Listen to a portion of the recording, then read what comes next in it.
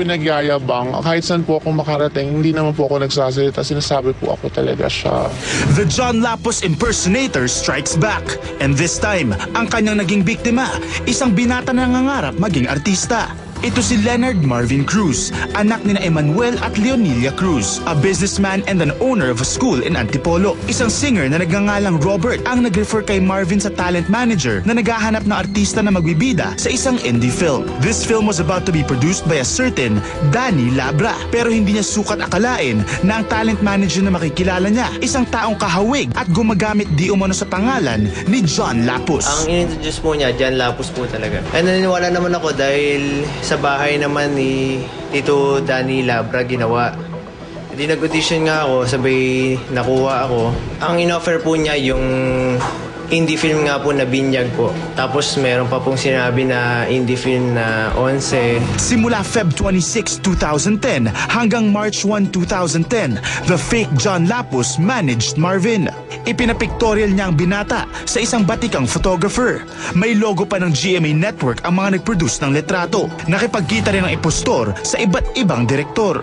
Nagpunta rin po kami ng Octo Arts na sila nga daw po yung tutulong sa akin sa workshop, ganun. He even went further by asking some reporters to write a press release for Marvin. Hindi, actually hindi ko pa na-meet in person si John. Although his late father was a very close friend of mine. Hindi, tumawag nga siya sa akin, nagpagawa ng papatulong sa publicity ng alaga niya. Eh dahil naman ako marunong na ako makisama. Sabi ko, sige, I'll help. Ganun. In fact, gumawa na ako ng press release. Sa 3 araw na magkasama sila, dito na nakaramdam si Marvin ng di umano'y pananamantala.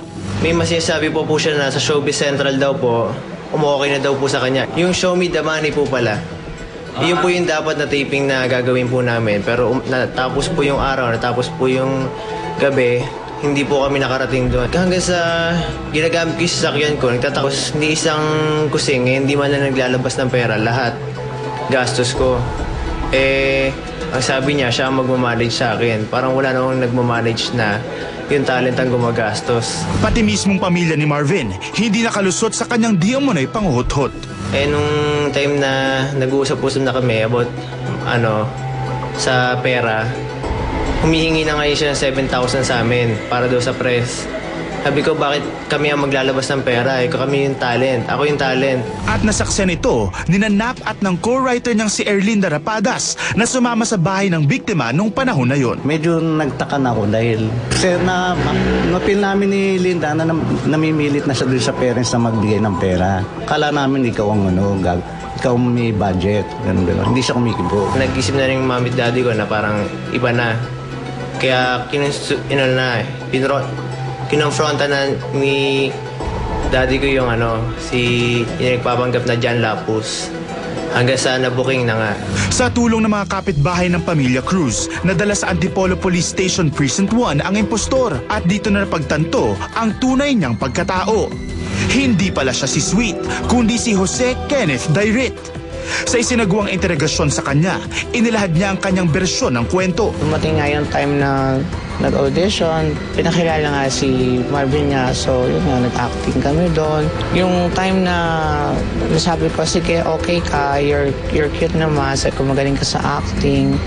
Yun po, kinabukasan noon, sabi ko, sige, pakilala kita sa mga friends ko, director, gano'n. Yun naman ang sinabi ko. Mabait naman po talaga si Marvin. Yung pamilya niya po mabait din po. Yun naman ang masasabi ko. Kaya sa pamilya ni Marvin, pasensya po talaga. Hindi ko po intensyon na manghingi sa inyo ng pera. Hindi po ako humingi talaga ng pera pang sarili ko po. Hindi po. Para po doon sa media rin, in-explain ko din po sa kanila. Pero wala po akong intensyon na humingi po ng 7,000 para po sa akin. Ipiniliwanag rin ni Jose kung bakit muli niyang ginamit ang pangalan ng Showbiz Central host na kamukha niya. Anong gabi na nakikita kami ni Robert, kasi sabi ni Tito Danny, sabi niya si Sweet, eto gano'n, na nandito sa bahay ko. Di nandun po. Di syempre parang sinakyan ko yan dahil kinuha po nila ako doon sa indie films ng Binyag nga po. Kung ano man nasabi ko sa kanila, pasensya na po kay Tita, kay Marvin at saka kay Tita Linda. Tsaka kay Sweet din, pasensya na. Dahil sa kanyang pag-amin on national TV, hindi na siya sinampahan ng reklamo ng mga magulang ni Marvin. Pero absuelto na rin ba siya sa artistang ninakawan niya umano ng pagkatao? The real John Lapus speaks up about his notorious imposter. Live na live dito lang sa Showbiz Central. All right, there you have it, Sweet. Alam ko, this is not the first time that this has happened and everybody wants to know what you have to say. Pero bago yan, Sweet, gusto na natin i-announce ang fresh news na kakarating lamang. Ngayong 4:35 a.m. po, nanganak na si Lian Paz kay Paolo Contis, of course. 7.8 pounds baby girl na si Zonia Aitana Contis via cesarean in St. Luke. So congratulations to Lian and Pao. Samantala, Sweet, let's go back to you. Correct. Okay, Congrats sa mag-asawa. So eto na, Sweet, kasi alam ko this is not the first time that this has happened. Correct. Pero this Binibilang ko, I time, think this is the 5th time na pero this time kasi na-publicize may niloko na siyang gustong mag-artista. Ever since marami na yan niloko. Ang tanda ko lahat ng mga ginawang kalokohan niyang batang yan. Unang-una, ang involved doon, si Valerie Concepcion at yung nanay niya. As in, nangingi siya ng pera doon sa nanay ni Valerie Concepcion nung araw. Okay. Eh, nung time na yun, parang bago pa lang si Valerie sa showbiz, pati yung nanay. So, parang napaniwala. Ang pangalawa, napunta sa isang mall, nangingi ng mga discount at ng ex-deals at sinasabi nga daw niya siya ako. Okay. Ang sumunod ay yung starlet nung araw na si Dinah Dominguez, parang bumili siya ng mga pabango, inisyuhan niya ng cheque na hindi naman sa kanya nakapangalan. And last was yung 2 years ago lang, Nag-show. na nag-show siya sa isang bar sa Parañaque. Okay. At sinabi niya siya si John Lapus at nagdala siya ng sarili niyang poster doon. At nakakalungkot kasi nakapag-show talaga siya ng 1 hour. Hindi ko alam kung anong ginawa niya doon. At may mga ilang tao din na bumili ng ticket at So nanood. consistently, itong taong to the same person has Siya been doing mismo, this. nung una ko yan nakilala, Okay. bata pa yan eh, parang bagets pa siya noon.